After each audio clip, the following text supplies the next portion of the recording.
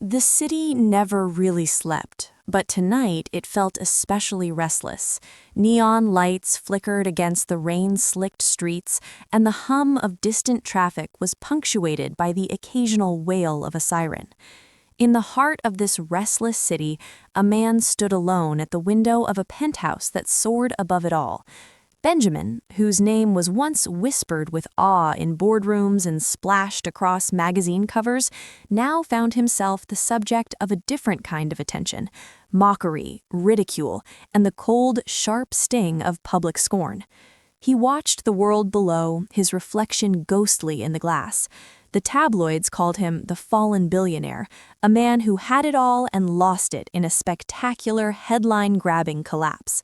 They said he was arrogant, out of touch, a cautionary tale for the ambitious. But none of them knew the truth. None of them saw the man behind the headlines, the one who paced his empty apartment at night, haunted by regrets and memories that refused to fade. Benjamin's fortune had been built on innovation, clean energy, sustainable tech, a vision for a better world. But vision was a dangerous thing in a world ruled by profit. Rivals had circled like sharks, investors had fled at the first sign of trouble, and the media had feasted on his downfall. Now the only company he kept was the echo of his own footsteps and the relentless tick of the grandfather clock in the corner. He turned away from the window, running a hand through his dark hair. The apartment was immaculate, every surface gleaming, but it felt more like a museum than a home. He moved through the rooms, each one a reminder of what he'd lost: friends, trust, the belief that he could change the world. He paused in the kitchen, staring at the untouched bottle of wine on the counter. He hadn't had a drink in months, but tonight the temptation was strong. His phone buzzed, breaking the silence. He glanced at the screen. Another message from a journalist, another request for a comment he'd never give. He silenced it and set the phone aside. He was tired of talking, tired of defending himself to people who had already made up their minds. Down on the street, life went on. People hurried through the rain, umbrellas bobbing like black mushrooms. Among them was Sophia, her coat pulled tight against the wind, her daughter's small hand clasped in hers. Sophia was used to moving quickly, to making do with little, to finding hope in the smallest of things. She worked 2 jobs, waitress by day, cleaner by night, and every dollar she earned went to keeping a roof over their heads and food on the table. Her daughter, Lily, skipped beside her, oblivious to the cold. "Mama, can we get hot chocolate?" she asked, her eyes wide and hopeful. Sophia smiled, brushing a damp strand of hair from Lily's forehead. "If we hurry, maybe we'll catch the bakery before it closes." They ducked into the warmth of the corner bakery just as the owner was turning the sign to closed. He recognized Sophia and waved them in. "For you, always," he said, handing Lily a steaming cup of cocoa. Sophia thanked him, her heart swelling with gratitude. It was moments like these that kept her going. The kindness of strangers, the laughter of her daughter, the belief that tomorrow could be better. As they sipped their drinks, Sophia glanced at the headlines scrolling across the TV above the counter. Benjamin's face flashed on the screen, the words "disgraced billionaire" in bold letters beneath. She shook her head, remembering a time when his name had meant hope for the city, when his company had promised jobs and cleaner air. Now he was just another cautionary tale. But Sophia didn't believe in cautionary tales. She believed in second chances. Later that night, after Lily was asleep, Sophia changed into her uniform and headed to her second job. The cleaning company had assigned her to a new building, one of the city's most exclusive addresses. She rode the elevator to the top floor, her reflection nervous in the polished steel doors. The penthouse was silent when she entered, the lights low, the air tinged with the scent of expensive cologne. She moved quietly, her footsteps muffled on the thick carpet. She was careful not to disturb anything, but as she dusted the shelves in the study, she noticed a stack of letters, unopened, addressed to Benjamin. She hesitated, then turned away. It wasn't her place to pry. But as she moved to the living room, she heard a sound, a soft, almost imperceptible sigh. She turned and saw him, standing in the doorway, his expression unreadable. "I'm sorry," she said quickly, her cheeks flushing. "I didn't mean to." "It's all right," Benjamin replied, his voice low and tired. "You're just doing your job." She nodded, unsure what else to say.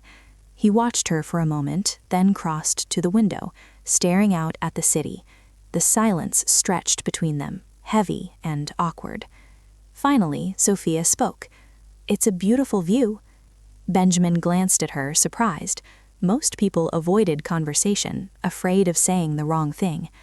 "Yes," he said, "but sometimes it feels like I'm looking at a world I don't belong to anymore." Sophia considered this, then said softly, "Maybe you just need to find your place in it again." He looked at her, really looked at her, and for a moment the weight in his eyes seemed to lift. "Maybe," he said. She finished her work in silence, but as she left, she glanced back at him. He was still at the window, but he wasn't alone anymore. For the first time in a long time, Benjamin felt the faintest flicker of hope. The next morning, Benjamin woke before dawn, the city still shrouded in gray. He sat at his kitchen table, a mug of coffee cooling in his hands, replaying the brief encounter with Sophia in his mind. There had been something in her voice, a quiet strength, a refusal to pity him or treat him like a spectacle. He found himself wondering about her, about the life she returned to after leaving his penthouse. He realized with a pang that he envied her resilience. Down in her small apartment, Sophia was already awake, packing Lily's lunch and tying her shoes. The routine was familiar, almost comforting. She kissed her daughter's forehead and walked her to the school bus, waving until the yellow vehicle disappeared around the corner. Then she hurried to her first job, her mind drifting back to the man she'd met the night before. At the diner, Sophia poured coffee for regulars and smiled through the morning rush. She overheard snippets of conversation, Benjamin's name, the latest rumors, the endless speculation about his fall from grace. Most people spoke with a kind of gleeful schadenfreude, as if his misfortune somehow validated their own struggles. Sophia listened, but she didn't join in. She knew what it was to be judged, to have your story rewritten by people who didn't know you at all. After her shift, she stopped by the bakery again. The owner, Mr. Patel, handed her a bag of day-old bread. "For Lily," he said with a wink. Sophia thanked him, her gratitude genuine. She had learned to accept kindness without pride. That evening, as she prepared for her cleaning shift, Sophia found herself hoping she'd see Benjamin again. She told herself it was silly, he was a billionaire, she was a single mom barely scraping by.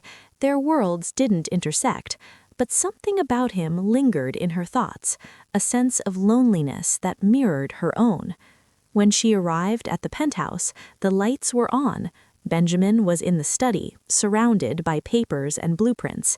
He looked up as she entered, offering a tentative smile. "Long day?" he asked, surprising her. She nodded. "Always." He gestured to the stack of documents. "I'm trying to salvage what's left of my company. Most days it feels impossible." Sophia hesitated, then said, "Maybe it's not about saving what you had. Maybe it's about building something new." Benjamin studied her, intrigued. "You sound like you've done that before." She shrugged, a small smile tugging at her lips. "Life doesn't always go the way you plan. You learn to adapt." He nodded, understanding more than he cared to admit. "What about you? What did you want to be?" Sophia laughed softly. "A teacher. I wanted to help kids who didn't have much, but life had other plans." Benjamin leaned back, considering her words. "You still could, you know. It's never too late." She looked at him, surprised by his sincerity. "Maybe, but right now I have to take care of Lily. She's my world." He smiled, a genuine warmth in his eyes. "She's lucky to have you." Sophia finished her work, but before she left, Benjamin stopped her. "Would you like some coffee? I could use the company." She hesitated, then nodded. They sat at the kitchen table, the city lights twinkling beyond the glass. For the first time in months, Benjamin felt the walls around him begin to crumble. He listened as Sophia spoke about her daughter, her dreams, the small victories that made the struggle worthwhile. He shared stories of his own childhood, the pressure to succeed, the loneliness that came with ambition. As the night wore on, they found themselves laughing, the conversation easy and unforced. Benjamin realized he hadn't laughed like this in years. When Sophia finally stood to leave, he felt a pang of regret. "Thank you," he said quietly, "for reminding me what matters." She smiled, her eyes kind. We all need reminding sometimes. After she left, Benjamin sat in the silence, feeling something shift inside him. He wasn't sure what it was, but he knew he wanted to see her again. The next few days followed a similar rhythm. Sophia worked her jobs, cared for Lily, and each evening she found herself drawn to the penthouse. Benjamin began to look forward to her visits, their conversations a balm for his weary soul. He started to notice things he'd overlooked before, the way the city glowed at sunset, the laughter of children in the park below, the simple pleasure of sharing a meal. One evening, as they sat together, Sophia asked, "Why do you stay up here, Benjamin? You have so much, but you seem so alone." He looked at her, the question catching him off guard. "I suppose I thought if I stayed out of sight, people would forget about me, that the noise would die down." Sophia shook her head. "People will always talk, but you can't let their voices drown out your own." He considered this, realizing how much he'd let the world define him. "What about you? How do you keep going?" She smiled, a hint of sadness in her eyes. "I have Lily. She gives me purpose, and I believe things can get better, even when it's hard to see how." Benjamin reached across the table, his hand covering hers. "You make me want to believe that too." Their connection deepened with each passing day. Benjamin found himself opening up in ways he never had before, sharing fears and hopes he'd long buried. Sophia, in turn, let down her guard, trusting him with her own vulnerabilities. But not everyone was pleased by their growing friendship. Word began to spread, whispers in the building, curious glances from neighbors, the ever-present gaze of the media. One evening, as Sophia left the penthouse, she was confronted by a reporter. "Are you Benjamin's new girlfriend?" the woman asked, her camera flashing. Sophia froze, caught off guard. "I'm just his cleaner," she replied, but the reporter pressed on, her questions sharp and invasive. Benjamin saw the commotion from the window and hurried downstairs. He stepped between Sophia and the reporter, his voice calm but firm. "Leave her alone. She's not a story." The reporter smirked. "Everything about you is a story, Benjamin. People want to know who you really are." He met her gaze, unflinching. "Then maybe they should start by asking, instead of assuming." He led Sophia inside, his hand gentle on her back. She was shaken, her eyes wide with fear and embarrassment. "I'm sorry," he said softly. "I never wanted you to get caught up in this." Sophia shook her head. "It's not your fault. People will always find something to talk about." He looked at her, his expression earnest. "You don't have to come back if you don't want to. I'd understand." She met her gaze, her resolve clear. "I'm not going anywhere, Benjamin. Not if you still want me here." He smiled, relief flooding his features. "I do. More than anything."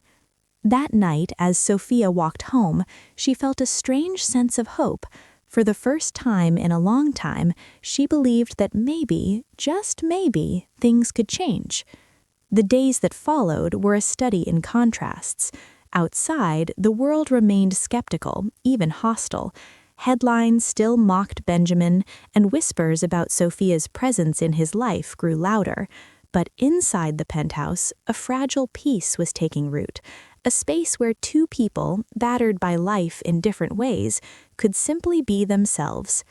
Benjamin found himself changing in small but significant ways. He started leaving the penthouse during the day, walking the city streets with a baseball cap pulled low. He visited the park where children played, sometimes sitting on a bench for hours, watching the world go by.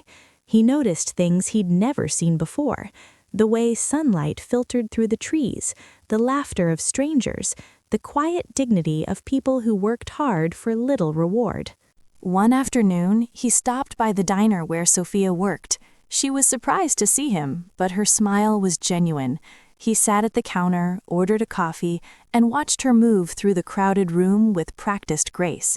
The regulars eyed him curiously, but Benjamin didn't mind. For the first time in years, he felt like just another person, not a headline. After her shift, Sophia joined him at the counter. "You're brave coming here," she teased, her eyes sparkling. He grinned. "I wanted to see where you spend your days. Besides, I hear the coffee's the best in town." She laughed, and for a moment, the weight of the world seemed to lift. They talked about everything and nothing: Lily's latest school project, Benjamin's failed attempts at cooking, the absurdity of tabloid rumors. It was easy, natural, the kind of conversation that made the rest of the world fade away. But outside, the city was changing. News broke that a major investor in Benjamin's former company had been indicted for fraud. Suddenly, the narrative began to shift. Reporters who once mocked him now sought his opinion. Old acquaintances reached out, eager to reconnect.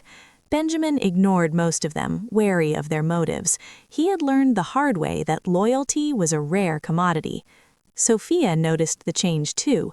She saw the way people looked at Benjamin now, with a mix of curiosity and respect. She worried that the peace they'd found might be fleeting, that the world would once again intrude on their fragile happiness. One evening, as they sat together in the penthouse, Sophia voiced her fears. "What happens if things go back to the way they were? If you get your company back? If the world wants you again?" Benjamin looked at her, his expression serious. "I don't want to go back to the way things were. I was lonely, even at the top. I lost sight of what mattered. You and Lily, you remind me of what's real." Sophia hesitated, her voice barely above a whisper. "I'm just afraid I'll lose you to that world." He reached for her hand, his grip gentle but firm. "You won't, I promise." Their relationship deepened, moving beyond friendship and to something neither of them had expected. Benjamin found himself drawn to Sophia's strength, her kindness, her unwavering belief in second chances. Sophia, in turn, saw in Benjamin a man who was more than his reputation, a man capable of great generosity, humility, and love. But life, as always, had other plans. One night, as Benjamin walked Sophia home, they were confronted by a group of men outside her building. They jeered, their words cruel and mocking. "Hey, look, it's the billionaire and his charity case," one sneered. Benjamin stepped between Sophia and the men, his voice calm but cold. "Leave us alone." The men laughed, but something in Benjamin's eyes made them back off. Sophia clung to his arm, her heart pounding. Inside her apartment, she collapsed onto the couch, shaking. Benjamin knelt beside her, his concern etched on his face. "I'm so sorry," he said. "This is my fault." Sophia shook her head, tears in her eyes. "No, it's not. People are cruel. They always have been." He took her hands in his. "I won't let anyone hurt you, I promise." She looked at him, her fear slowly giving way to gratitude. "I know." That night, Benjamin stayed with Sophia and Lily, sleeping on the couch. In the morning, he made pancakes, burned but edible, and watched as Lily giggled at his culinary failures. For the first time, he felt like part of a family. But the world outside was relentless. The media frenzy intensified, and soon Sophia's name was splashed across headlines. Her past was dredged up, her struggles as a single mom, her financial hardships, even her dreams of becoming a teacher. The scrutiny was invasive, cruel, and unrelenting. Sophia tried to shield Lily from the worst of it, but children hear more than adults realize. One afternoon, Lily came home from school in tears. Why are people saying mean things about you and Benjamin? She asked, her voice trembling.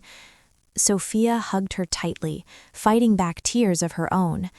People don't always understand, sweetheart, but we know the truth, and that's what matters. Benjamin watched from the doorway, his heart breaking. He realized that his presence in their lives had brought both joy and pain. He wondered if he was doing more harm than good. That evening, he sat with Sophia on the fire escape, the city lights twinkling below. "I never wanted this for you," he said quietly. "Maybe it would be better if I stepped back." Sophia turned to him, her eyes fierce. "Don't you dare. We've come too far to let them win. You taught me to believe in second chances. Now it's your turn." He smiled, the tension in his shoulders easing. "You're right. I don't want to be the reason you or Lily get hurt." She took his hand, her grip strong. "We're stronger together, Benjamin. Don't forget that." He nodded, the truth of her words settling in his heart.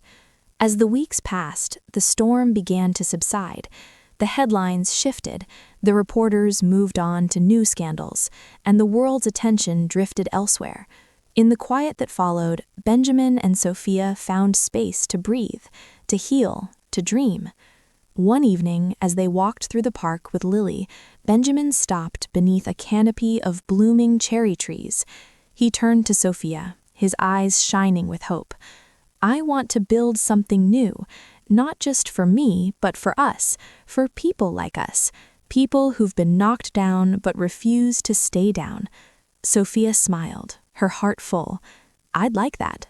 Lily tugged at Benjamin's hand. "Does that mean you'll be around more?" He laughed, scooping her up. "If your mom will have me, I plan to be around for a very long time." Sophia laughed, the sound bright and clear.